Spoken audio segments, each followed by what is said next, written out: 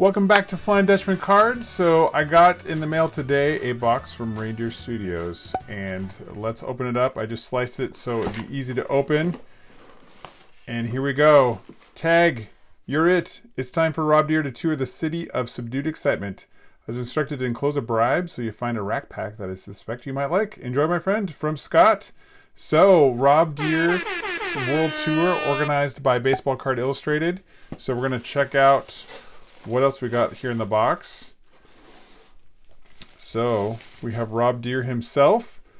So we're going to be showing him around the city of subdued excitement, Bellingham, Washington.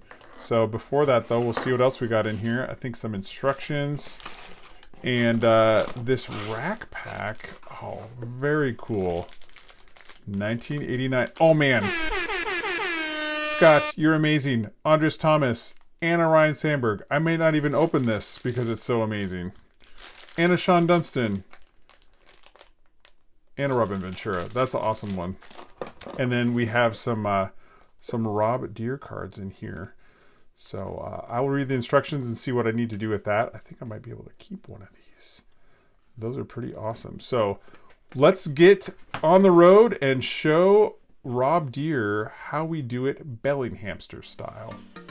Here's some Bellingham Fast Facts. It was founded in 1903 by combining Bellingham, Wacom, Fairhaven, and Seaholm. It has a population of 92,000 people. It is 90 miles north of Seattle and 52 miles south of Vancouver, as illustrated by this helpful map. It is also the northernmost city of more than 50,000 people in the contiguous United States, home of Western Washington University with an enrollment of 16,000 students. And then last but not least, our Costco sells more milk than any other Costco's in the country. This is due to our proximity to Canada.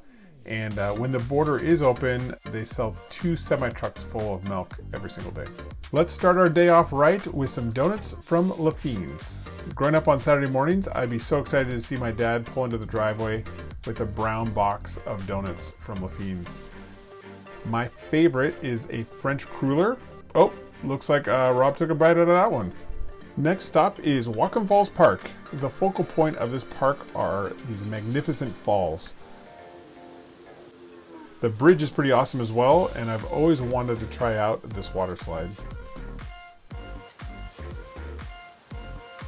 There also is a fish hatchery where they grow fish for local lakes and ponds.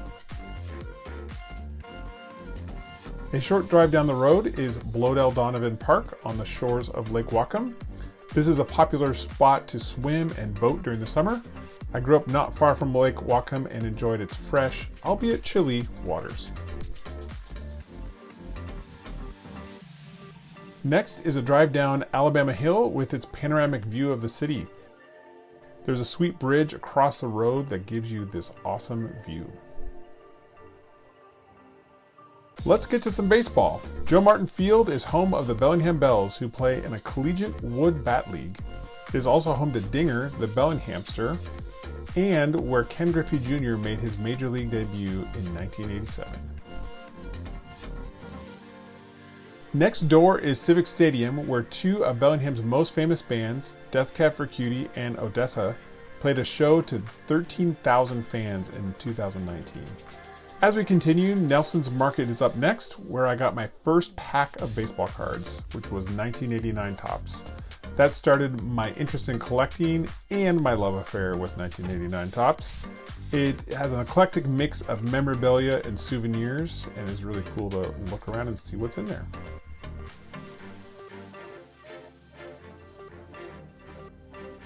Rob Deere likes to eat, so next stop is Boomers for lunch. It's an old-fashioned drive-in with amazing hard ice cream shakes. I recommend the number 1, which is a Boomer Burger, waffle fries, and a shake.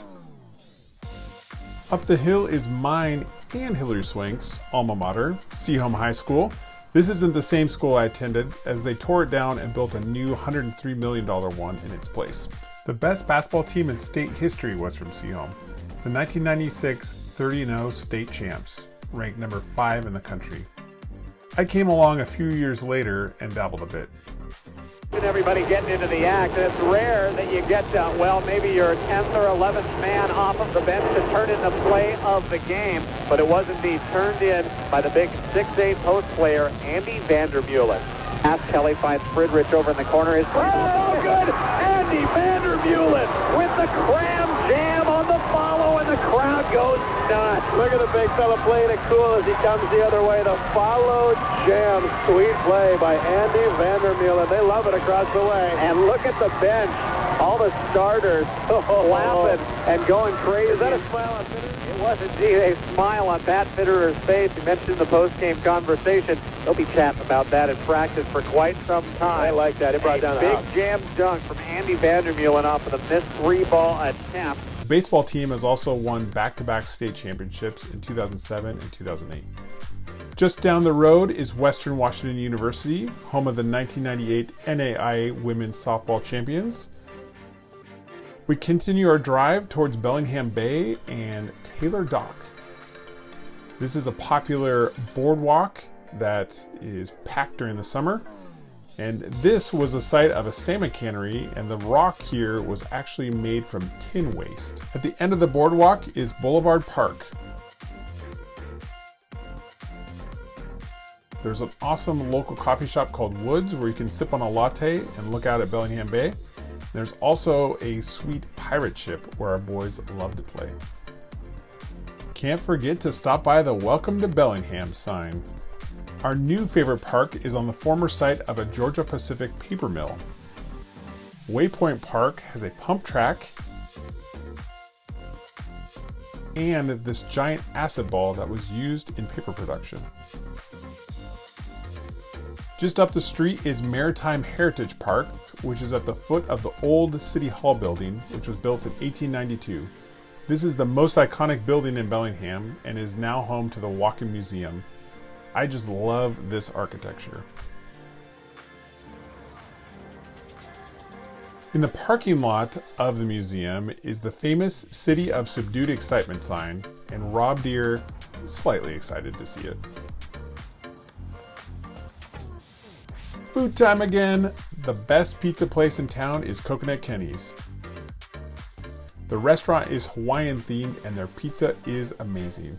We love the poke with its Polynesian sauce, as well as the Big Kahuna, which is their take on a Supreme. Don't forget to order some of the mouth-watering cheese balls. Turf and Dirt Sports Cards is my LCS and just down the street. Jimmy, who owns it, is a great guy and super passionate about the hobby. They do a bunch of stuff online and on Instagram, so check out their site. On our way out of town, we have to cruise through Fairhaven. It's a historic collection of shops and restaurants that overlook the bay. It is also the end of the Ski to Sea race that is a 7-leg, 93-mile race from Mount Baker to Bellingham. Each year there are over 300 teams and 2,000 participants. Let's go for a cruise on the legendary Chuckanut Drive. This is a windy, twisty road that overlooks the Puget Sound and offers spectacular views of the San Juan Islands. Our last stop is Larrabee, which was Washington's first state park.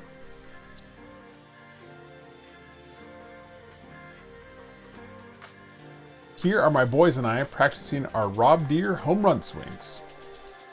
Whoopsies. After you walk under the train tracks, there's an awesome beach for skipping rocks and looking for sea creatures.